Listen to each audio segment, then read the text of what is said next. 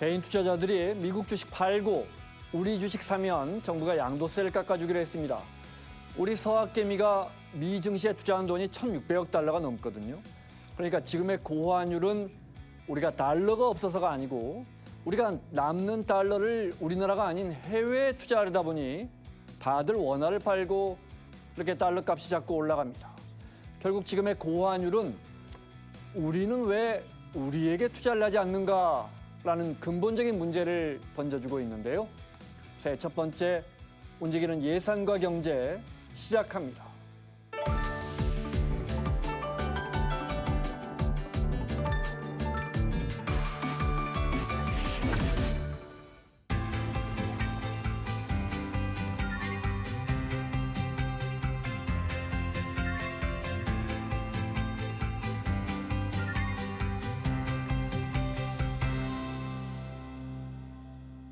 지난해 금값 많이 올랐습니다. 네, 그런데 이 금값보다 2배 이상 오른 자산이 있다고 해요.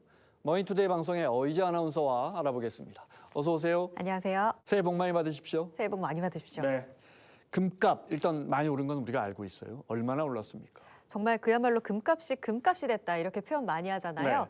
작년 한 해만 놓고 봤을 때 역대 최고였다 이렇게 표현들 많이 합니다. 자세히 들여다보면 국내 금 거래소 기준으로 네. 거의 93만 원에 육박하는 가격까지 올랐어요. 이게 한 달 기준으로 봤을 네. 때 12월 한 달 동안 10% 이상 오른 거고요. 2025년 한 해 동안 보면 80% 가깝게 상승한 겁니다. 상승률이 이게 얼마나 무시무시한 상승세냐 보면 제2차 오일 쇼크 있었던 정말 과거로 갑니다. 1979년 그때 당시 금이 한 해 동안 69% 올랐거든요. 그때보다 더 많이 오른 거잖아요. 네. 그때 이후 최대 상승률이었다 이렇게 보시면 됩니다. 네. 저 이거 궁금해요. 그러면 지난 10년 동안 비교하면 네. 서울 아파트 값과 비교하면 뭐가 더 많이 올랐습니까? KB 부동산 아파트 매매가 기준으로 조사를 해봤는데요. 2015년에 6억 원대였던 서울 평균 아파트 가격이 현재는 14억 원으로 그쵸. 네. 올랐습니다. 그러니까 약 2배 정도 넘게 올라간 2배 건데요. 조금 더 올랐네요. 조금 네. 더, 네. 같은 기간 금값은 얼마나 올랐을까 이게 궁금하실 텐데요. 비교하기 위해서 보니 금값은 5배 이상 올랐습니다. 네. 서울 집값 10년 동안 서울 집값 오른 것보다도 2배 이상 더 올랐네요. 그렇습니다. 그죠? 결과적으로 정말 10년 전에 금에 투자했다면 서울 아파트가 아니라 금에 투자했다면 더 큰 수익을 볼 수가 있는 거죠. 네. 이렇게 오르는 이유 뭘까요? 배경은 여러 가지가 있는데요. 그중에 가장 큰 이유는 미국 돈이 예전 같지 않다. 그러니까 신뢰 문제입니다. 네. 믿음이 안 간다. 미국의 관세 전쟁이 있었고요. 그때 이후로 각국 중앙은행들은 달러랑 미국 국채가 정말 안전한가? 여기에 의구심을 품기 시작했습니다. 각국 중앙은행들이 혹시라도 미국 돈이나 채권에 돈이 묶일 수가 있기 때문에 안전자산이자 실물자산인 금을 모으고 있는 거죠. 네, 네. 그때부터 서서히 모아가면서 올 한 해 보유량이 크게 늘어났습니다. 각국의 중앙은행들이 그렇습니다. 그리고 디지털금이라 불리는 비트코인도 최근 보면 굉장히 변동성이 컸잖아요. 네, 네. 그러다 보니까 불안한 자산이다라는 인식 때문에 각국에서는 오히려 그 수요가 또 금에 쏠리는 네. 이런 수급적인 이유까지도 있습니다. 기본적으로 시중에 돈이 더 풀리면서 그러니까 인플레이션 때문에 돈값이 떨어지니까 이런 자산 가치가 더 올라가는 것처럼 보이는 그런 것도 있을 것 같아요. 네, 네. 그런데 이 금값보다 2배 이상 오른 자산이 있다고요? 맞습니다. 은입니다. 귀금속 랠리가 네. 지난 2025년 한 해 동안 정말 뜨거운 화두였는데요. 은 가격이 뉴욕 상업거래소에서 온스당 70달러 넘어갔고 80달러까지 넘어가면서 지난 한 해 사상 최고치를 다시 썼습니다. 2025년 한 해 동안에만 은값이 160% 올랐어요. 아까 금값 70%, 80% 가깝게 올랐습니다라고 말씀을 드렸으니 어마어마하게 올라간 거죠. 1980년 이른바 은파동 때 가격을 45년 만에 넘어선 겁니다. 상승률만 이렇게 절대치로 놓고 봤을 때 은이 금의 말씀대로 2배가 넘어갑니다. 이유 자체를 보면 미국의 금리나 기대감이 커지면서 이 약달러가 지속이 됐고요. 이럴 때 투자자들이 다시 안전자산, 그중에서도 상대적으로 산업재라서 금보다 저평가됐던 은을 네. 선호하면서 모아가기 시작했습니다. 네. 그래서 금값도 많이 올랐는데 은값은 더 올랐다. 네, 알겠습니다. 정부가 집 나간 서학개미 돌아오라. 해외 주식 팔고 들어와서 우리나라 주식 사면 양도세를 깎아주기로 했어요. 맞습니다. 이번 조치의 핵심은 RIA입니다. 국내 시장 복귀 계좌, 이걸 새로 만들어서 말씀하신 대로 해외 주식 투자자, 이른바 서학개미들을 국내 증시로 다시 부르겠다 이런 취지로 만들었습니다. RIA 계좌 좀 쉽게 설명해 주시면요. 이게 약자인데요. 풀어서 보면 굉장히 직관적으로 의미가 와닿습니다. 리쇼어링 인베스트먼트 어카운트의 약자예요. 국내 시장으로 복귀하는 계좌 이런 의미를 갖고 있습니다. RIA 계좌를 먼저 만들어야 합니다. 그리고 갖고 있었던 해외 주식, 이 관련한 종목들을 여기에 넣죠. 그리고 나서 이 RIA에서 해외 주식을 팔고요. 판 돈으로 국내 주식 1년 이상 장기 투자를 하면 원래 내야 되는 해외 주식 양도세를 감면해 주겠다라는 겁니다. 추가적으로 더 설명을 드리면 한도는 1인당 5천만 원이고요. 네. 단 지난 12월 23일까지 갖고 있었던 해외 주식에만 해당이 네. 되는 거거든요. 그리고 올해 1년 동안 해당이 된다는 걸 기억하셔야 됩니다. 네. 그러면 제가 엔비디아를 팔고 RIA 계좌에서 삼성전자를 샀어요. 양도세를 면제받고. 근데 1년 이상 갖고 있지 않으면 어떻게 됩니까? 중간에 팔아버리면. 그렇게 되면 감면되거나 면제되지 않습니다. 내야 네. 합니다. 그럼 제가 삼성전자 주식을 갖고 있다가 그걸 1년 안에 다른 종목, 예를 들어 하이닉스로 옮겨 탈 수는 있는 겁니까? 가능합니다. 국내 네. 증시 안에서는 1년 네. 이상 보유만 하면 이 제도에 포함이 되는 겁니다. 네. 그러면 양도세를 감면받을 수 있다. 네. 구체적으로 그러면 얼마나 세금을 줄여줍니까? 네, 엔비디아를 제가 말씀하셨기 네. 때문에 비유로 말씀을 드릴 텐데 일단은 단편적으로 해외 주식 팔면 그 세율, 양도세와 지방세 합쳐서 22% 세율이 적용되고요. 기본 공제로 연간 1인당 250만 원이 네. 공제된다. 이 부분부터 말씀을 드리고 제가 만약에 엔비디아 주식을 1,750만 원어치를 샀어요. 그래서 주가가 올라서 5천만 원에 팔려고 합니다. 네. 원래는 차익이 3,250만 원인데 기본 공제는 원래 있었고 250만 원 제외했을 때 3천만 원에 대해서 세금을 냈어야 되는 원래는 거잖아요. 3천만 원에 대해서 해외 주식 양도세가 부과돼야 되는 거죠. 그렇죠. 네. 부과돼야 되는 세금은 세율 22% 적용하면 660만 원입니다. 네. 네.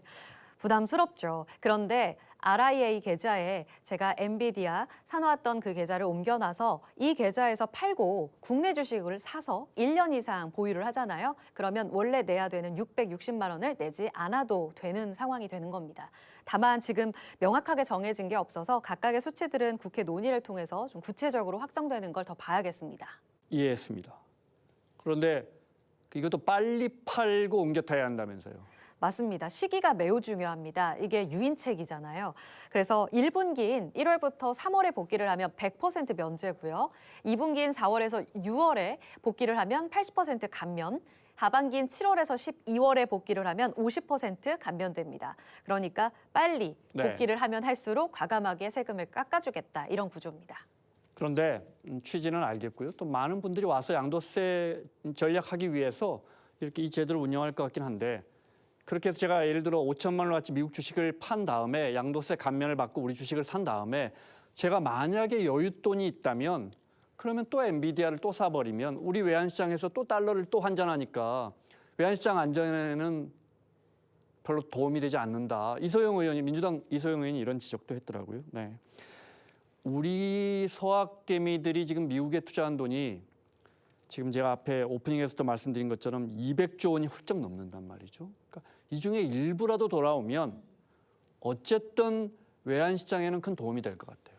네, 맞습니다. 한국예탁결제원에 따르면 지난 12월 23일 기준으로 서학개미들이 해외 주식 보유한 규모가 약 250조 원 됩니다. 네. 근데 이 가운데 말씀대로 10%만 국내 시장으로 복귀를 해도 25조 원어치의 달러가 그렇죠. 원화로 환전돼서 국내 증시에 유입될 것으로 기대를 해볼 수가 있는 겁니다.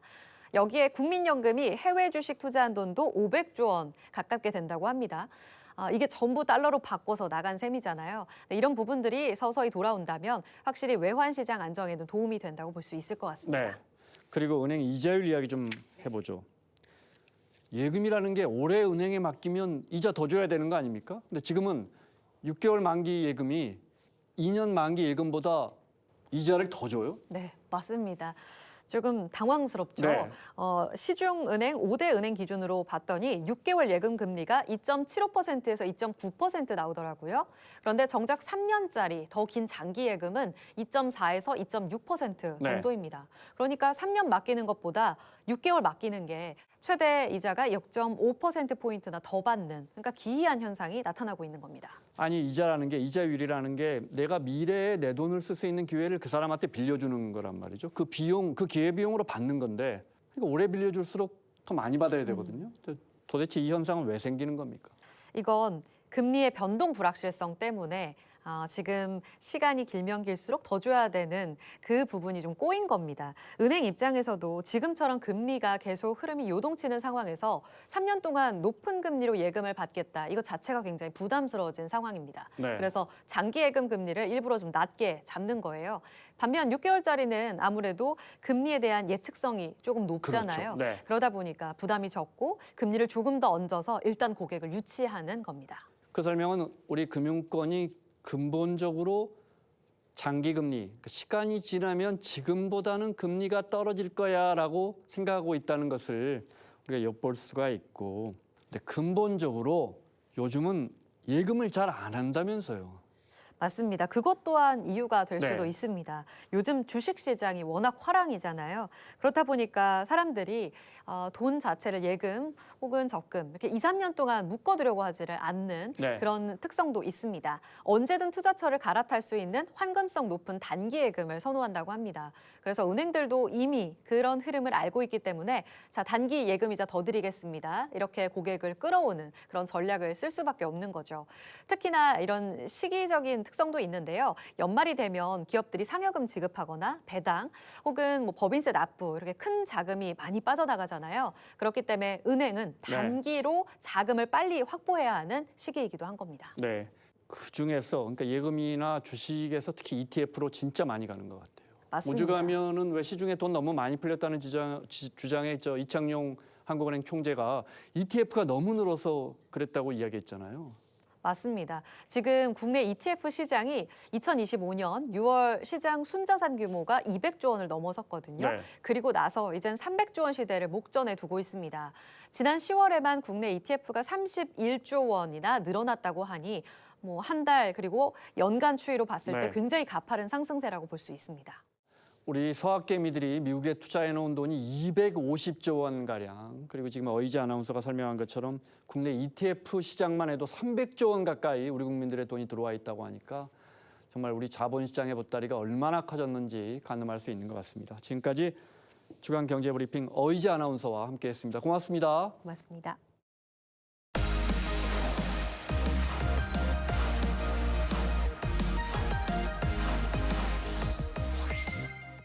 온고지신이라는 말처럼 지난해 우리 경제의 발자취를 자세히 들여다보면 올해 우리 2026년 경제도 조금은 윤곽이 잡힐 겁니다. 한국경제TV 신인규 기자, 참좋은 경제연구소 이인철 소장 함께하겠습니다. 어서 오세요. 새해 복 많이 받으시고요. 새해 복 많이 받으십시오. 네. 지난해 경제를 아주 간단하게 한 단어로 좀 여쭤볼까요? 신 기자부터. 저 먼저 할까요? 네. 저는 아마 이인철 소장께서 멋있는 거 하셨을 것 같기 때문에 네. 아마 사자성어 준비하셨을 것 같아요. 저는 내자긴 한데요. 그때 살 걸이라고 하겠습니다. 왜냐하면 그때 살 걸. 실제로 제가 지난해 설명 안 하셔도 알 것 같아요. 많이 들었던 네. 말이기도 하고요. 이게 사실 경제 걱정 많았는데 그래도 여러 가지 걱정을 넘어서면서 이 시장에 좀 긍정적인 놀래킴을 줬던 일들이 2025년에 있었었기 때문에 네. 그래서 돌아보니 그래도 괜찮았다. 그런 의미에서 그때 살 걸이라고 하겠습니다. 그때 살 걸 와닿는 우리 시장 참여자들이 정말 많을 것 같습니다. 소장님은요? 저는 아마 이제 전화 위복 정도의 사자성어가 되지 않을까 싶습니다. 악조건이 너무 많았어요. 네. 뭐 탄핵이라는 계엄이라는 산을 넘었고요. 여기다 트럼프 리스크까지 잘 넘어서 수출, 증시 모두 새로운 역사를 썼다라는 의미에서 고군분투 내지는 전화 위복으로 네. 하겠습니다. 네. 지난해 경제 이슈 저희가 세 가지로 다뤄볼까 하는데 첫 번째는 당연히 관세 협상이에요. 맞습니다. 한미 관세 협상이 타결이 한국 수출에 날개를 달아줬다. 우리나라 연간 수출액이 사상 처음으로 7천억 달러를 돌파했는데요. 네. 세계에서 6번째입니다. 프랑스를 제쳤고요. 이 이면에는 사실은 이 트럼프 리스크가 많이 해소가 됐죠. 한미 관세 협상으로 인해서 우리나라가 3,500억 달러 투자하는 대신 미국은 상호 관세 25%에서 15%로 낮췄습니다. 가장 숨통이 튄 건 자동차 업종이었어요. 사실은 FTA로 무관세 였다가 25%를 맞았는데 이게 이제 15%로 낮아졌죠. 이게 지난해 11월부터 소급 적용이 됐습니다. 2위 수출 품목인 뭐 반도체도 나쁘지 않아 보입니다. 어쨌든 미국이 앞으로 대만과 반도체 관세 협상을 통해서 더 좋은 조건으로 수락한다 하더라도 동일한 이제 잣대를 적용받게 됩니다. 자, 이러다 보니까 삼성전자, SK하이닉스 입장에서는 이제 수출 불확실성이 해소가 되면서 네. 아마 올해 가장 큰 활약을 기대할 수 있게 됐고, 또 하나가 이제 미국에서 구하기 어려운 이제 특수한 이제 부품들, 천연자원들, 항공기 부품과 복제 의약품의 경우에는 아예 무관세로 상호 무관세가 되니까 전반적으로 보면 한국 수출 기업들한테는 기회 요인이 많이 남아 있다고 네. 봅니다. 반도체와 자동차 산업 살펴봤는데 철강은 50% 관세를 내리지 못했죠. 맞습니다. 그러다 보니까 냉정하게 보면 네. 2026년 올해도 철강은 좀 어렵지 않겠나라는 얘기들이 많습니다. 2025년 데이터가 정확하게 나와 봐야겠지만 지난해도 수출이 그렇게 좋지는 않았습니다. 6.34% 정도 전년비로 감소했을 것으로 추정이 되는데 네. 아마 올해 전망도 지난해 줄었는데 더 줄 것이다. 한 5% 정도 줄 것이라는 전망들이 나오고 있고, 이유는 크게 세 가지가 있습니다. 하나는 중국산 철강 밀어내기가 올해에도 지속이 될 가능성이 네. 높다. 중국 내수가 회복이 안 되면 이 밀어내기 수출은 계속될 가능성이 높다는 거. 저가 철강이 들어오는 거죠. 맞습니다. 네. 근데 심지어 품질은 그렇게 나쁘지 않답니다. 그리고 또 하나는 미국이 이렇게 관세 계속해 갖고 있는데 캐나다라든가 다른 나라들도 우리만 잘 살자는 보호 무역 주기가 조금 더 강해질 수 있지 않나라는 걱정들이 있습니다. 네. 그래서 이 세 가지들을 보면은 이 철강 업황의 문제가 올해 아주 좋았으면 좋겠습니다만 좋긴 어려울 것 같기 때문에, 그래서 업계에서는 우리 좀 살아남으려면 전기료도 좀 깎아야 되고 정부가 도와줄 부분이 많습니다. 도와주십시오라는 네. 움직임이 올해 강해질 가능성이 많습니다. 네. 광양이나 포항 이런 지역 경제도 영향을 미칠 텐데요. 그다음에 이제 우리 3,500억 달러 대미 투자 살펴봐야겠습니다. 확정은 됐지만 아무래도 이제 우리 경제에서 이게 조금이라도 변수가 되겠죠. 맞습니다. 이 3,500억 달러의 대미 투자는 양날의 검이라고 할 수 있겠습니다. 단기적으로 우리 수출 기업들한테는 혹입니다. 미국 시장을 선점하고 그리고 이제 이 주도권을 확보하게 되면 달러 자산을 확보할 수 있고요. 이런 것들이 이제 수익성을 확보할 수 있는 절호의 기회인 건 맞습니다. 하지만 리스크 요인도 만만치가 네. 않습니다. 매년 200억 달러 그 첫 해입니다. 이렇게 막대한 달러 자산이 빠져나감으로 해서 이 구조적으로 원화 약세, 이른바 네. 이제 고환율이라는 이제 뉴노멀이 이제 장기화될 가능성이 좀 커지고 있는데요.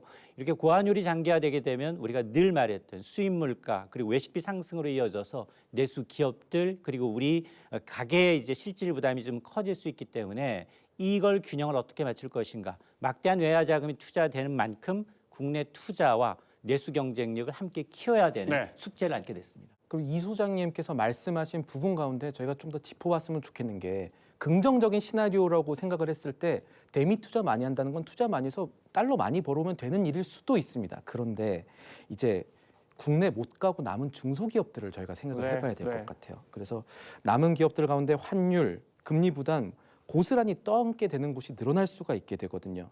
그거는 결국 산업 내부의 양극화가 심해질 수 있다는 말이고, 지난해부터 K자형 경제라는 말이 등장하기 시작했습니다. 이 K자형 경제가 갖는 무게가 아마 올해 이런 것들을 생각하면 심해질 가능성이 있기 때문에, 그래서 정부가 당장의 출혈을 감수하고라도 이 환율을 잡는 일이 네. 올해 굉장히 중요할 수가 있겠습니다. 네. 그리고 우리가 두 번째로 잡은 키워드는 주가 4천 시대입니다. 네, 우리 코스피가 4천을 뛰어넘었고 지난해 말에는 뭐 산타넬리까지 이어졌어요. 맞습니다. 국내 자본시장의 오랜 징크스, 이른바 박스피라는 이제 오명을 벗었습니다. 그리고 코스피 4천 시대라는 이제 새로운 이정표를 열었습니다.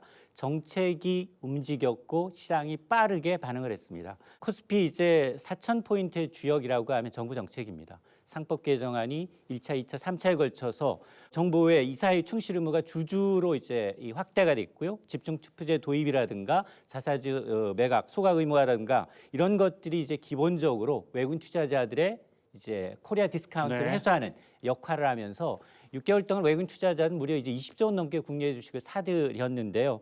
아마 이런 것들, 특히나 이제 세제 지원도 한 몫을 했습니다. 배당 소득에 대한 분리과세와 더불어서 주주 환원 정책을 강화하다 보니까 전반적으로 이재명 대통령이 내세웠던 네. 코스피 5천 시대가 한층 가까워졌습니다. 네. 우리 신 기자는 이제 아침마다 증시 방송을 직접 진행하고 계시니까 예. 올해 우리 증시에서 주목해야 할 부분이 있다면요. 일단은 증권사들 전망 보면은 조선 얘기도 나오고 방산 얘기도 나오고 발전 얘기도 나오는데 교집합이 하나 있습니다. 반도체를 중심으로라는 얘기예요. 그러니까 실제로 지난해 시가총액 크기나 상승률 놓고 보면요. 우리나라의 상장 기업 가운데 시가총액 100조 넘은 기업이 두 곳 있습니다. 삼성전자, SK 하이닉스입니다. 아깝게도 LG에너지솔루션은 100조 넘어갔다가 막판에 조금 힘을 못 냈었거든요. 삼성전자는 12만 원 넘어갔고요. 그리고 SK 하이닉스는 65만 원 넘어갔습니다. 이게 무슨 말이냐면 삼성전자는 2배 넘게, SK 하이닉스는 3배 넘게 뛰었다는 거예요. 그런데 올해도 이게 괜찮을 거다라는 시각들이 증권가에서는 계속 나오는 겁니다. 네. 근데 미 증시에서는 정말 AI 거품론 때문에 사실 연말에 미국 증시는 그게 시원치 않았거든요. 예. 그럼에도 불구하고 AI는 반도체 경기를 견인할 텐데 그런데도 불구하고 이렇게 반도체 주가를 긍정적으로 보는 이유가 있을까요? 두 가지를 봐야 되는데 AI 거품론이라는 게 시장을 사실은 말씀하신 대로 좀 흔들었다가 막판엔 또 약간 회복하는 모습들도 관측이 됐고요. 반도체 주가가 잘 가는 이유는 어떻게 보면은 반도체라는 게 지금 AI 시대의 핵심 부품이기 때문이지 않습니까? 네. 그러니까 지금에 나타나는 잠깐 주춤했다 다시 올라가려는 흐름은 이게 걱정은 되겠지만 그래도 AI 시대의 발전이 이 걱정을 잠재울 수 있을 거야라는 기대가 다시 커지고 있다라는 걸로 보셔야 될 것 같아요. 그동안에는 뭐 챗GPT라든가 제미나이 성능이 좋고 안 좋고 이런 얘기들이 나왔다면 이제 올해부터는 이런 AI가 학습된 AI를 가지고 자율주행차가 나올 것이고 로봇들이 나오지 않을까라는 기대가 네. 커집니다. 실제로 테슬라가 올해 이 택시 기사님 없이도 무인으로 이제 택시가 되는 로봇 택시를 출시할 예정이거든요. 그런 것들에 대한 기대가 생길 거고. 그래서 이런 국면에서는 최고 성능의 칩을 만드는 회사도 중요하지만 엔비디아 같은 회사도 중요하지만 오히려 이렇게 시장이 커질 때는 적절한 가격에 안정적으로 필요한 만큼의 최적화를 해주는 네. 그런 반도체 기업이 어딘가를 봅니다. 근데 외국 사람들이 찾아봤더니 메모리 반도체 만드는 삼성전자, SK 하이닉스가 거기에 들어오더라라는 논리가 지금 형성이 되고 있습니다. 증권가에서는 삼성전자와 하이닉스가 올해 영업이익을 합쳐서 100조 원을 넘을 수 있다. 100조 원 이런 이야기가 나옵니다. 사실은 이 삼성전자와 이제 SK 하이닉스의 경우에는 네. 합산이 아니라 단일 기업 각각 올해 영업이 100조 원 시대를 열 것이다라는 게 각각이, 네. 그렇습니다. 이게 지난해는 사실은 이제 반도체 겨울이 온다라는 외국계 증권사의 리포트가 틀렸습니다. 네, 모건 스탠리 보고서. 맞습니다. 네. 그러자 이제 노무라 UBS는 올해 이제 삼성전자의 영업이익은 연간 최대 135조 원을 열 것이다라는 겁니다. 분기당 30조 원이라는 네. 유례 없는 영업이익을 낼 수 있다라고 보고 있는데요. 1등 공시는 반도체입니다. 근데 대부분이 HBM 고부가 반도체에 굉장히 생산에 집중하는 경쟁사와는 달리 삼성은 범용 제품도 많이 갖고 있는데요. 생산 라인을 최대로 갖고 있는데 범용 제품 가격이 지난해 4분기부터 30%, 40%씩 네. 뛰고 있습니다. 없어서 못 판다면서요? 맞습니다. 네. 자, 그러다 보니 여기에다가 지금 난공불락과 같았던 엔비디아의 이른바 5세대 HBM도 삼성전자가 통과를 했습니다. 이러다 보니 올해는 왕의 기환. 삼성전자의 영업이익이 최대 135조 원, 네. SK하이닉스도 영업이익 전망치 여전히 HBM 수요 부동의 일이기 때문에 124조 원대를 예상을 하고 있어서 아마 물론 리스크는 있습니다. AI 투자라는 게 투자가 취소될 수도 있고요. 좀 줄어들 수도 있습니다. 네. 그리고 이제 메모리 가격이 조정 국면에 접어든다면 가격의 불확실성, 주가의 불확실성 커질 수 있겠지만 그러나 슈퍼사이클의 대세는 막지 못할 것이다라는 게 중론입니다. 네. 세상에 어마어마한 영업이익 뭐 30조, 40조, 50조씩 벌던 우리 기업들이 급기야 이제 100조를 한 해에 100조의 영업이익을 기대해 보겠습니다. 그리고 세 번째 키워드는 K 컨텐츠, K 컬처를 좀 알아봐야겠습니다. 예. 일단 우리나라를 찾는 관광객들이 정말 빠르게 늘고 있죠. 맞습니다. 우선 지난해 한국을 찾은 관광객 수가요. 우리가 마의 벽이라고 생각했던 그 선을 넘었습니다. 2019년에 1,750만 명을 돌파한 이후에 네. 사실 이 선을 몇 년 동안 못 넘었었는데 2025년 12월 23일에 문체부가 보도자료를 하나 냅니다. 봤더니 1,850만 명을 넘으셨다는 거예요. 그래서 연말까지 데이터가 아직 정확하게 안 나왔지만 이 데이터가 다 나오면 1,870만 명까지 아마 지난해 한국을 방문했을 것이다. 이 우리가 마의 벽으로 생각했던 이 선을 넘었을 것이다라는 분석들 나오고 있습니다. 네. 올해는 우리 K 컨텐츠나 K 컬처 중에 어떤 부분을 좀 주목해 봐야 할까요? 사실은 기자 예상이 많이 틀리기는 합니다. 이걸 전제로 두고 말씀을 드리면 저는 이제 2026년으로 바통을 넘겨준 2025년의 움직임을 한번 점검을 해보고 싶은데 저는 K푸드를 조심스럽게 예상을 합니다. K푸드 수출 얘기하는 게 아닙니다. 어떤 얘기냐면요. 아까 제가 한국 찾는 외국인 수가 2025년에 드디어 마의 벽을 넘어서 1,850만 명도 넘어서 1,870만 명 될 것 같다라고 말씀드렸잖아요. 외국인들이 한국을 직접 오게 만드는 이유가 있을 거예요. 한국에만 있는 뭔가를 찾아가는 거거든요. 예를 들어서 불닭볶음면 같은 경우는 이제는 미국에도 팝니다. 1년에 1조 원 이상 수출하는 품목이잖아요. 미얀- 단일 라면 하나로. 미얀마에도 팔고 중남미에도 팝니다. 근데 흑백 요리사라는 프로그램이 하나 있습니다. 넷플릭스에서 이제 유명해져서 이제 많이 아시는 프로그램인데 거기는 어떤 프로그램이냐면 국내에서 식당 잘 하시는 셰프님들을 경연시켜서 사람들한테 이제 서바이벌처럼 보게 하는 거예요. 이게 히트를 쳤습니다. 이 홍콩, 대만 비영어권 쇼 중에 1위 했고요. 말레이시아 이런 데도 2위를 했습니다. 별로 전례가 없던 일이긴 해요. 보통은 영화 드라마 많이 보거든요. 한국 거는. 이게 그러니까 좋은 식당을 찾는 기준으로 잘 알려진 게 사실 미슐랭이잖아요. 미슐랭 기준에 그런 게 있거든요. 그 나라를 갈 만큼의 가치가 있는 식당. 흑백 요리사가 마치 어떤 새로운 미슐랭이 된 거예요. 그래서 그런 쪽으로 한국을 찾는 사람들이 꽤 되지 않겠느냐. 2026년에 저는 그렇게 예상을 해봅니다. 한국 맛집 찾아오는 외국인들도 많이 늘 것이다. 꽤 늘 것 같아요. 예. 이 소장님 어떻게 보십니까? K 컨텐츠 중에 주목하고 있는 분야가 있을까요? 이 업계에서는 K 웹툰도 주목을 하고 네, 있습니다. 지난해 K 웹툰의 산업 규모는 한 2조 2천억 원 상당이었습니다. 2017년 3천억 원이던 시장이 불과 10년도 안 돼서 8배 가까이 지금 급성장한 셈인데요. 그동안은 사실 일본 시장 비중이 압도적으로 많았습니다. 그런데 최근 들어서는 북미 시장으로 지금 활로를 넓혀가고 있는데 K 웹툰의 이용자 매출이 급성장을 하고 있는 상황인데요. 특히나 K 웹툰을 기반으로 해서 영상이 가능하다, 게임화가 가능하다 이런 스토리 IP가 굉장히 강점을 가진 덕분에 글로벌 이 플랫폼으로서의 확장성이 좀 주목을 받고 있어서 아마 올해는 K 컬처 가운데에서도 K 웹툰도 주목해 볼 필요가 있어 보입니다. 자, 체감 물가, 또 내수 이런 부분 이 소장님 어떻게 보십니까? 아마 이제 내수의 어떤 구조적인 문제점을 해결하지 않는다면 올해 여전히 이제 양극화가 심화될 수밖에 없는 구조인데요. 물가는 뭐 2% 초반이니까 지표상은 안정적입니다. 그러나 이제 내수 활성화라는 게 단지 이제 뭐 금리 인하만으로는 좀 어려운 부분이 분명히 있고요. 지금 한국의 내수는 특히나 중산층 이상의 소비력이 급격히 악화되고 있습니다.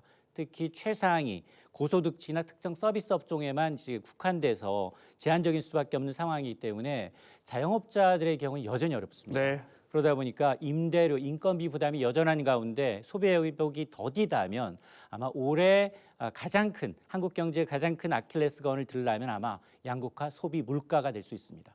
저는 사실 그 지점에서 하나 좀 생각해 볼 만한 주제가 있다고 생각하는데 특히나 이 정부 입장에서 우리가 지금 어떤 상황이냐라고 외국인한테 알리는 게 되게 중요하다고 생각합니다. 그러니까 뭐냐면 단적인 예로 지금 사실 환율 얘기 생각하면은 결국은 원화 가치가 떨어지고 있는 상황이었거든요. 지난해는 특히 그랬고. 그래서 이게 나라의 동력이 떨어져서 원화의 가치가 떨어지는 거냐 아니면 우리가 지금 또 다른 발전을 모색하는 투자의 과정에서 지금 달러를 많이 투자를 쓰고 있기 때문에 원화 가치가 잠깐 떨어진 거냐. 우리가 생각해야 될 스토리는 만들어야 될 스토리는 사실 당연히 후자가 되는 거거든요. 당연히 후자가 되는데 그러면은 그런 관점에서 정부가 원하는 지금이 저점이다라고 생각할 수 있게 강하게 지금 만들어가야 되는 시점입니다. 안 그러면 아까 이 소장님께서 지적하신 부분들이 현실화될 가능성이 있으니까. 그러니까 지금 외국인들이 그게 증시도 그렇고 또 어떤 우리 경제도 그렇고 외국 사람이든 찾아오게 만들고 싶은 나라가 한국이 돼야 되는데 그게 한 축이 사실은 또 K컬처가 돼야 되지 않나. 그리고 그런 것들을 아까 제가 말씀드린 것들을 정부가 좀 잘 생각해서 우리 태도를 잘 정하는 게 초기에 되게 필요하지 않나. 이런 말씀도 좀 드려야 될 것 같습니다. 연말에 정부가 강력하게 구두 개입해서 환율이 어느 정도 또 안정을 찾았으니까. 사실은 지금 더 했으면 좋겠다는 말씀을 제가 사실 돌려드린 거기도 합니다. 네, 알겠습니다. 외환시장이 또 빨리 안정을 찾았으면 좋겠습니다. 자, 오래전에 김구 선생님이 나의 소원에서 오직 갖고 싶은 것은 한없이 높은 문화의 힘이라고 했는데 올 한 해도 우리가 정말 우리 K 콘텐츠 거대한 인류를 위한 거대한 산업으로 발전시켜 나가야겠습니다. 지금까지 한국경제TV 신인규 기자, 참좋은 경제연구소의 이인철 소장 함께했습니다. 고맙습니다.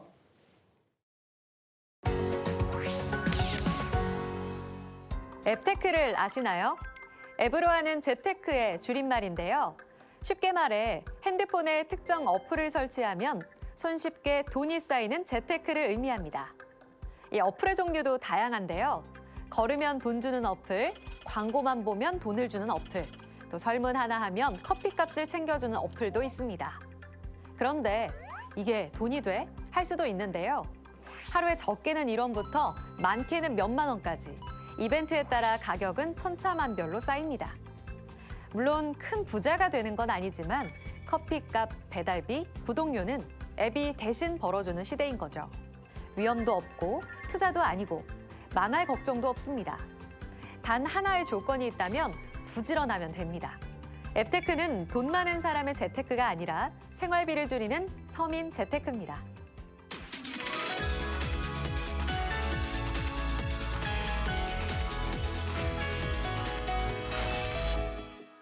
지난해 계엄 이후에 이 나라 왕은 대통령이 아니라 헌정 질서다 이렇게 말했던 분이시죠. 이분이 생각하는 정책과 예산에 대한 철학 들어보겠습니다. 국회 외통위 김상욱 의원 모셨습니다. 어서 오십시오. 네, 반갑습니다. 네. 새해 복 많이 받으십시오. 새해 복 많이 받으시고요. 네, 이거 먼저 여쭤볼까요? 지난해 혹시 정말 힘든 한 해 보내셨죠? 네, 희망찬 한 해기도 하면서 네, 가장 기억에 남는 일이 있으시다면요? 2025년 가장 기억에 남는 순간은 너무 많긴 한데요. 일단 4월 4일 윤석열에 대한 탄핵이 이루어졌을 때인 것 같습니다. 그때 사실 탄핵 전에 국민들께서 많이 불안해하셨고 사실 우리 모두 다 원활하게 탄핵이 될까 좀 사실은 걱정이 좀 앞섰었잖아요. 네. 저도 그때 좀 사실 좀 걱정이 있었던 것 같아요. 법리적으로 보면 완벽하게 탄핵이 되어야 하는 상황임에도 불구하고 시간이 많이 지체됐었습니다. 그래서 만에 하나에 대한 대비를 하지 않을 수가 없었고 그때 제가 만약 4월 4일 탄핵이 되지 않는다면 네. 국회 로텐더홀에서 죽을 때까지 단식하겠다라고 선언을 그때 했었는데 그때 만약 탄핵이 되지 않는다면 대한민국은 민주정이 무너지고 다시 독재가 시작되는 순간이다라고 생각을 했습니다. 그래서 그렇다면 누군가가 희생해서 시민혁명을 촉발시켜야 되는 상황이고 시민들께 다시 희생을 요구해서는 안 된다는 생각에서 제가 만에 하나라도 탄핵이 기각된다면 죽을 때까지 단식하겠다라고 선언을 했는데 천만다행 순리대로 탄핵이 돼서 제가 지금 이 순간 살아있을 수 있는 것 같습니다. 그래서 그 순간이 참 기억에 남고요. 또 하는 순간은 6월 4일 날 대통령 선거 우리 결과를 볼 때 그 순간 이렇게 가장 기억에 남는 것 같습니다. 네. 참 현대사에 우리가 국지간 정말 네, 큰 파랑을 하나 거쳐왔습니다. 우리가 이렇게 민주주의 국가를 지키고 있고 우리가 또 이렇게 건강하게 살아있다는 것 이것만으로도 참 감사한 한 해였던 네. 것 같습니다. 네. 시민 참여 또 시민을 위한 행정 말씀하셨는데 이거 네. 간단히 하나만 외통위에서 공공외교법 개정안 내셨는데 이건 역시도 네. 국민들이 참여하자 외교 정책도 기본적으로 전문가들이 참여하면서 정책을 만들어 나가자 이런 뜻이더라고요. 맞습니다. 뭐냐면요. 그냥 관에 다 맡긴 다음에 관에서 알아서 다 해주기를 바라고 우리 수동적으로 좋은 왕을 뽑아서 그 왕이 잘하기만을 기다릴 거야. 네. 이거는 민주적인 생각이 아니에요. 함께 해나가는 겁니다. 그래서 심지어 외교 분야도 마찬가지예요. 물론 외교관이 역할을 하겠지요. 하지만 그 외교 분야에서까지 시민들이 참여를 여러 단체들이 참여해서 함께 해나가는 거예요. 청년단체든 또는 기업들이든 여러 단체 주체들이 있지 않습니까? 외교에 참여해서 네. 함께 만들어가는 틀을 만들자는 겁니다. 그래야지 정말 시민을 위한 외교가 됩니다. 만약에 시민들의 참여가 배제된 외교다. 외교관들만 하는 외교다. 어떤 모습일까요? 그냥 의전만 하다 끝납니다. 네. 알맹이가 없습니다. 그건 낭비죠. 그렇지 않습니까? 알맹이를 채우려면 시민들의 목소리가 들어가야지요. 네. 그래야지 또 부패하지 않습니다. 무안공항 참사가 난 지가 지금 얼마입니까? 그런데 의원님 여기 관여하고 계시더라고요. 아직도 그 참사 유가족 분들이 공항을 못 떠나고 있더라고요. 네, 그런 분들도 많이 계시고요. 우리 사회가 늘 좀 그런 모습이 있습니다. 뭐냐면요. 어떤 일이 있으면 그때만 관심이 집중합니다. 반짝 다 달려들어요. 그러다가 한 몇 달 지나면 또 관심이 다 멀어져 버립니다. 그러면 안 되거든요. 행사에서 얼굴 비치는 것보다 더 중요한 것이 지속적으로 관심을 갖고 실효성 있는 동행을 하는 것이라 생각합니다. 네. 어떤 사건이든 다 그렇게 우리가 접근해야 된다고 생각해요. 그게 국가에 대한 신뢰라고 생각합니다. 국가와 국민 간의 관계는 기본적으로 신뢰가 형성이 돼야 합니다. 그 신뢰라고 하는 것이 일이 있을 때 반짝 나와서 와 하다가 좀 지나면 다 잊어버리면 신뢰가 생기겠습니까? 우리가 행사 가가지고 막 손 흔드는 게 중요한 게 아니에요. 지속적으로 관심 갖고 문제 해결이 다 될 때까지 같이 동행하는 것이 중요하다고 생각합니다. 처음 사고 났을 때는 국민들의 관심이 많았습니다. 하지만 이 이후에 국민들의 관심이 줄어들면서 유족들이 상당히 어려운 시간을 보냈습니다. 어떤 어려운 시간이냐면요. 유족들이 원하는 것, 가장 중요한 것은 진상규명이었습니다. 왜 이 사고가 발생했느냐, 앞으로 어떻게 해야 이 사고를 막을 수 있느냐, 그것이 희생자를 위한 우리의 최소한의 예인 거지요. 그죠? 또 우리 공동체를 위해 필요한 부분이고 유족들도 가장 원했던 부분입니다. 그런데 이 진상규명이 잘 뜻대로 되지 않았던 거예요. 가장 시작이자 끝이 진상규명인데 그게 잘 안 됐던 겁니다. 특히나 정부의 합동조사 결과가 나와 있지 않습니까? 근데 그게 신뢰도가 좀 떨어지는 거죠. 예를 들어서 사고조사위원회가 국토교통부의 실질적인 지배 아래 있었습니다. 그럼 어떻게 될까요? 국토교통부의 잘못에 대해서 조사를 할 수 있을까요? 네. 당연히 그럼 국토교통부 밑에 있는 것이 아니라 국무총리 밑으로 가든지 좀 바뀌어야 되겠죠. 자, 근데 사고조사위원회가 국토교통부 밑에 있는 것이 문제다라는 것이 지난 수십 년간 여러 차례 지적돼서 큰 사고 있을 때마다 법 발의가 됐지만 법 통과가 안 됐어요. 그래서 여전히 국토교통부 밑에 있었고 네. 이번 12.29 참사와 관련된 것도 국토교통부 밑에 있는 사고조사위원회가 조사를 해 왔습니다. 그러다 보니까 자꾸 이유를 딴 데서 찾아요. 항공 조종사 과실이다 등등등등. 국토교통부에서 우리가 눈 봤던 게 뭔가요? 로컬라이저, 둔덕 그 문제에 대해서 네. 우리가 문제를 봤지 않습니까? 그것 때문에 문제가 된 사고가 난 거잖아요. 거기에 대한 조사가 제대로 안 되는 겁니다. 누가 만들었는지, 왜 만들었는지, 그리고 누가 책임질 건지. 근데 이 부분 제대로 조사가 안 돼요. 왜? 국토교통부 연결돼 버리니까. 그러니 유족들 입장에서는 답답하죠. 그리고 작년 12월 초에는 심지어 유족들의 항의에도 불구하고 공청회를 열고 사고조사를 그냥 일방적으로 완료하려고 하는 단계까지 갔었습니다.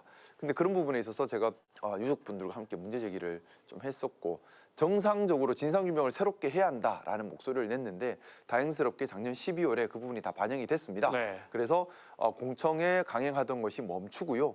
국토교통위원회에서 법 개정도 소위를 통과했습니다. 그래서 국토교통부 산하가 아니라 총리실 산하로 사고조사위원회가 넘어가는 그 법안이 국토교통위원회를 통과했고요. 뿐만 아니라 국회에서도 진상조사 특위가 별도로 다시 구성이 됐습니다. 이 세 가지가 사실 유족들이 가장 원했던 겁니다. 진상규명을 위해 원했던 세 가지가 작년 12월에서야 뒤늦게 겨우 준비가 됐어요. 일단 그 과정을 우리 유족분들과 함께 했는데요. 저는 이것이 단순히 유족들만의 문제는 아니라고 생각합니다. 다시 한번 말씀드리지만 국가는 국민들에 대한 신뢰를 지켜야 합니다. 단순히 사고 났을 때 반짝 대응하는 것이 중요한 것이 아니라 체계적으로 제도적으로 신뢰를 지켜가는 것이 중요하고 그러면 합리적인 정당한 결론에 도출될 수 있는 제도적인 관심이 계속해서 이어져야 되는 겁니다. 제가 앞으로도 이 일이 끝날 때까지 정상적으로 정의롭게 결론 지어질 수 있도록 유족들과 소통하면서 계속 노력하도록 하겠습니다. 알겠습니다. 기대하겠습니다. 민생 관련 법안을 또 관련 정책들을 정말 정신없이 쏟아내고 계세요. 그중에 두 개만 제가 여쭤볼게요. 경찰관 복직 폭행 관련된 개정안 이건 뭔가요? 네. 치안이 단단해야 살기 좋지 않을까요? 당연하죠. 밤에 안전하게 다닐 수 있어야 네. 되지 않겠습니까? 그런데 우리 경찰관들 입장에서는 치안 유지에 나서기 어려운 부분이 있었습니다. 예를 들어 두 가지 부분입니다. 하나는 예를 들어 체포하는 과정에서 다쳐요. 다치면 다친 경찰관만 손해예요. 왜? 야근 못하죠. 추가 근무 못하죠. 당장 생계의 위협이 생깁니다.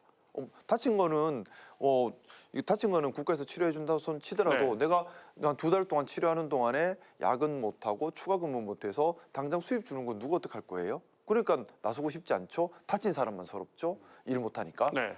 뿐만 아니라 독직 폭행이라는 것이 있는데 그게 뭐냐면요. 취지는 좋습니다.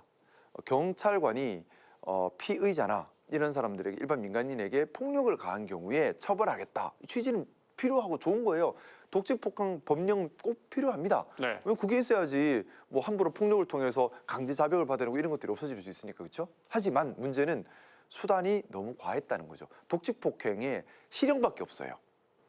벌금형이 네, 없습니다. 네. 자, 근데 실형 받으면 잘 받아야 집행유예거든요. 이것도 한 2년 싸워서 그러면 집행유예든 실형이든 받으면 경찰관은 옷을 벗어야 합니다. 공무원 연금 안 나오게. 아, 예. 엄청 부담스러운 거죠. 네. 근데 너무나 사소하게 벌어지는 거죠. 예를 들어 체포 내가 지구대에서 근무하는 경찰관인데 주치자, 취해서 난동 부린 사람을 제압하는 과정에서 현장은 얼마나 많은 돌발 변수가 있습니까? 막 칼을 휘두를 수도 있고요. 막 폭력을 행사할 수도 네. 있어요. 그럼 그거를 제압을 하고 체포를 해야 될 거지 않습니까? 근데 제압하는 과정에 당연히 물리력이 들어가겠죠. 자, 물리력을 행사했어요. 그럼 이 피해자는 어떻게 하느냐? 다음날 되면 독직폭행으로 고소를 해버립니다. 네가 힘을 썼다. 경찰관 네가 힘을 써서 내가 다쳤다. 그러니 너는 독직폭행을 했다고 맞고소를 해버리거든요. 자, 그러면 어떻게 되냐? 이 경찰관은 수사에서 배제되고 근 2년 동안 이 재판 절차를 받아야 됩니다. 엄청나게 스트레스 받고 변호사 비용 들고 네. 경우에 따라 만약에 조금이라도 죄가 있어 버리면 연금 날라가고 퇴직을 해야 되는 거예요. 그러니까 그런 걸 옆에서 지켜본 경찰분들이 안 나서게 되죠. 누가 몸을 써서 이게 그쵸. 범죄자를 잡으려 하겠습니까? 그러다 보니까 지구대 현장에서 경찰관들이 그런 당장 체포를 하고 물리력으로 이 범죄를 제압해야 될 상황에 있어서도 뒤로 물러서는 겁니다. 동료들이 고생하는 거 봤거든요. 동료들이 옷을 벗는 걸 봤어요. 그러다 보니까 아이고 모르겠다 하고 뒤로 물러서는 겁니다. 자, 그렇게 되면 시민들께서 피해 보시는 거죠. 치안이 불안해지는 겁니다. 그래서 제가 지금 이 독직폭행이 벌금형을 만들자. 네. 그래서 네. 정말 나쁜 독직폭행은 고의적으로 허위 진술을 받아내기 위해서 폭력을 행사한 나쁜 독직폭행은 당연히 실형으로 처벌을 해야겠지만 그것이 아니라 일반 지구대 현장에서 체포 과정에서 불가피하게 물리력을 쓴 경우는 네. 가벼운 벌금으로 큰 문제가 되지 않게 해주자. 그래야 경찰관들이 좀 마음 편하게 본연의 치안 유지 업무에 종사할 수 있지 않겠느냐는 생각에서 이걸 제 혼자 머릿속으로 할 문제는 아니지 않습니까? 그래서 현장 지구대를 좀 많이 다니면서 의견을 네. 많이 취합을 했어요. 이렇게 벌금형으로 낮추면 현장 치안하는데 좀 심리적 부담이 좀 덜하지 않겠습니까? 의견을 물으니 열이면 열다 제발 그렇게만 되면 좋겠다. 사실 너무 불안하다라는 의견을 주셔서 좀 빨리 추진하려고 지금 신속하게 추진하고 있고요. 네. 가능하면 올해 1월, 2월이 가기 전에 마무리 지으려고 속도를 내고 있습니다. 그리고 우리가 자동차 사고 나서 부품 교체할 때 네네네. 오랫동안 이거 제도 개선하려고 순정 부품만 쓰게 돼 있잖아요. 네네. 그래서 그거 말고 좀 값싸고 좀 작은 회사에서 만든 것도 인증받은 제품을 쓰게 하자 이렇게 제도 개선을 해오고 있었는데 네네. 이 과정에서 자꾸 소비자들만 좀 불안하게 된다면서요. 그래서 의원님이 지적하신 부분이 크게 보도된 게 있더라고요. 예, 좀 다행히 좀 그게 좀 반영이 된 것 같습니다. 뭐냐 하면요, 모든 제도 개선은 국민 입장에서 효능감을 느낄 수 있고 네. 국민에게 이익이 되어야 합니다. 저는 그게 중요하다고 생각해요. 제도를 개선하고 정책을 냈는데 국민이 이득 보는 게 아니라 소수의 특혜받은 집단과 기업에만 이익이 집중되고 국민이 손해가 된다면 이거 잘못된 거죠. 네. 그렇지 않습니까? 기본적으로 순정 부품 이외에 다른 부품을 써도 되도록 하는 것 자체는 반대할 이유가 없습니다. 왜냐하면 중소기업도 또 다른 영역을 개척할 수 있는 좋은 기회가 되니까요. 하지만 이 과정에서 소비자가 피해를 보거나 또는 특정 기업에게 이익이 되는 형태가 되어서는 안 되는 거죠. 근데 그렇다면 전제가 있습니다. 순정 부품과 동일 수준의 품질의 내구성과 품질 퀄리티를 갖춘 것을 인정할 수 있는 공식적 기관이 있어야죠. 공신력 있는 기관. 네. 지금 그게 없어요. 기관은 있지만 그게 없다고요? 기관은 있지만 네. 우리 실무업계의 얘기를 제가 실무의 얘기가 중요하잖아요. 현장의 얘기가 중요해요. 현장의 공업사나 쭉 다 얘기를 들어보면 여기 공신력 없다고 얘기합니다. 믿을 수 없다고 얘기를 네. 해요. 네. 그냥 업자들끼리 몇 명 모여서 그냥 만들어버린 전혀 공신력 없는, 그래서 실질적으로도 순정 부품에 비해서 내구성이 많이 떨어진다고 공업사에서 얘기들을 다들 하고 있어요. 자, 그런 부품을 기준으로 보험 이제 우리 교통사고 났을 때 네. 예를 들어 내가 100% 피해를 본 사람, 그래서 그러면 피해를 봤으면 제 입장에서는 사고 나기 전 단계로 똑같이 해주기를 원하는 거죠. 같은 부품을 해줘야죠. 그걸 원하죠. 네. 근데 차는 처음에 순정 부품 쓰고 있었잖아요. 근데 사고가 난 다음에 보험사에서 인증 부품이다 하면서 순정 부품보다 내구성과 퀄리티가 떨어지는 부품을 끼워주고 가면 사고 난 내 입장에서는 사고 난 것에도 억울한데 네. 부품도 더 수준 낮은 것이 들어오면 몸 다쳤죠, 시간 버렸죠, 또 부품도 더 나쁜 거 들어왔죠. 나는 피해자일 뿐인데 웬 손해예요. 이거 일단 정의의 관념에 맞지 않죠. 그리고 그러면 이렇게 인증 부품을 쓴다면은 아무래도 보험회사 입장에서는 돈 나가는 게 줄겠죠, 순정 부품보다. 당연히요. 그러면 네. 그만큼 보험료가 내려와야 되는데 보험료가 안 내려오면 어떻게 되겠습니까? 그러면 소비자만 손해 보는 거예요. 네. 그렇죠? 그건 좀 소비자에게 뭐 얼마를 돌려준다든지. 그렇죠. 왜냐하면 그 순정 부품이 아닌 대체품, 인증 부품을 썼으면 네. 그만큼 비용이 보험사 입장에서는 덜 들어갈 텐데. 맞습니다. 그럼 소비자에게 좀 돌려주거나요? 그리고 또 하나입니다. 우리나라의 여러 기업들을 살리기 위한 방법이어야 하는데 실질적으로 제가 확인을 해보니 우리나라의 기업을 살리는 게 아니라 중국에서 싸구려 부품이 들어오는 네. 루트가 되는 거예요. 충분한 공신력을 갖추지 못한 인증기관이 중국 업체에서 생산한 내구성 떨어지는 부품에게 마구잡이로 인증을 주고 그런 다음에 그럼 약간 성능이 떨어지는 부품이 네. 들어와서 보험회사는 그걸로 싸게 공급을 해버리고 이익은 보험회사가 가져가면 그러면 이건 소비자 입장에서는 손해보고요. 공업사나 이쪽 입장에서도 불안하고요. 이익은 중국 업체가 가져가고요. 인증업체는 나 모르겠다 해버리는 거잖아요. 이게 과연 맞나요? 그러면 기본적인 방향성에는 필요하겠죠. 하지만 가기 전에 이걸 챙겨가야 된다는 겁니다. 첫 번째는 인증기관이 철저하게 인증 공신력을 갖춰야 한다는 제대로 것. 된 인증기관을 만들자. 그렇죠. 네. 그리고 그걸 통해서 얻는 이익은 소비자에게 가야 한다는 것. 그리고 중국 업체가 아니라 우리 중소기업을 보호하는 방향으로 가야 한다는 네. 것. 네. 이 세 가지가 되고 난 다음에 가야 되는 거죠. 저는 이제 거기에 대해서 문제제기를 했던 겁니다. 문제 제기하니까 정부에서 의원님 의견을 많이 받아들인 예, 대안을 내놨다고 하던데요. 예, 맞습니다. 그래서 지금 제가 말씀드렸던 그런 부분들에 대해서 네. 좀 보호 조치가 강화돼서 연구 들어간 상태고요. 저는 충분히 이제 좀 그 부분 반영돼서 네. 제도가 시행될 것이다 생각하고 있습니다. 그 제도 자체를 반대한다기보다는 네. 제가 말씀드렸던 세 가지의 보완책 없이 가서는 안 된다는 겁니다. 그건 국민 입장에서는 더 나쁘게 바뀌는 거잖아요. 생명과 직결된 문제 아닙니까? 그렇죠. 자동차 부품은. 특히나 네. 더 그렇습니다. 알겠습니다. 마무리하려고 하는데 새해가 밝았으니까 지역 현안 여쭤보고 마무리할까요? 올 한 해 지역을 위해서 이런 일들 계획하고 계신 거, 또 관심 갖고 계신 현안이 있다면 어떤 게 있을까요? 제가 제일 크게 관심 갖고 있는 것은 제 지역구는 울산입니다. 울산이 민주도시 울산이 되기를 원하는 것입니다. 뭐냐면요. 민주주의라고 하는 것, 제가 서두에도 말씀드렸지만 단순히 선출직 공무원을 뽑을 수 있다 해서 끝난 것이 아닙니다. 중요한 것은 시민이 참여하고 네. 감시 감독하고 시민을 위한 행정을 하고 그걸 위해 공개 행정을 해야만 합니다. 그리고 거기에 참여하는 시민은 일반 시민이어야 합니다. 그냥 그들만의 네. 선발된 시민이어서는 안 되는 거거든요. 근데 제 지역구 울산을 놓고 보면 과연 그렇게 해왔는가? 사실 좀 의문이 듭니다. 시민 참여가 극도로 제한되어 있고 시민의 감시 감독도 제대로 기능하지 않고 있습니다. 그러다 보니 정책도 또 방향성도 소수 기득권에게 이익을 주는 나눠먹기식 행정이 돼가고 있고요. 네. 당연하겠지만 통합 돌봄이나 복지나 이런 부분이 점점 사각지대로 몰려가고 있습니다. 또 전시 행정에만 집중하다 보니까 네. 생태계, 산업 생태계, 문화 생태계 이런 걸 만드는 데 집중하지 않고 눈에 보이는 시설만 만들어요. 네. 시설만 있다고 이게 돌아가나요? 그러진 않거든요. 산업 생태계, 스타트업 생태계, 문화 생태계 이런 것들이 만들어져야 되는 겁니다. 교육 생태계, 의료 생태계 우리는 늘 이 생태계 개념으로 접근을 해야 돼요. 그래야지 자생적으로 유지가 될 거지 않습니까? 네. 그런 노력이 사실 우리 울산은 좀 많이 부족합니다. 그래서 올해 2026년에는 우리 울산이 민주도시가 돼서 시민들이 울산이 뭘 하고 있는지 알고 네. 참여하고 감시 감독하고 비판하고 더 좋은 생각을 함께 할 수 있는 그런 도시가 되도록 틀을 만들어가고 뿐만 아니라 각 테마별로 전시행정 눈에 보이는 그리고 기득권 소수만을 위한 행정이 아니라 시민 다수를 위한 행정 그리고 산업 생태계, 문화 생태계, 또 공동체 생태계가 구성되는 그런 행정이 되도록 하는데 네. 더 많은 관심을 기울이고 제가 국회의원으로서 중앙에서 예산과 정책을 맞춰갈 때도 그런 쪽에 더 많은 관심을 기울여서 유도해 가려고 하고 있습니다. 국가가 존재하는 이유는요. 국민을 위해서 존재하는 겁니다. 그 국민은 소수의 기득권만을 얘기하는 것이 아닙니다. 다수 국민을 얘기하는 것입니다. 또 우리 공동체입니다. 함께 살아가야 합니다. 공동체에 있는 이유는 함께 살기 위해서입니다. 그래서 우리 지역 지방행정도 마찬가지여야 한다고 생각합니다. 그런 틀에 맞춘 그런 정말 시민들에게 도움되는 시민들께서 효능감을 느끼는 그런 울산이 되도록 노력 많이 하겠습니다. 알겠습니다. 말씀 듣고 나니까 든든한데요. 네.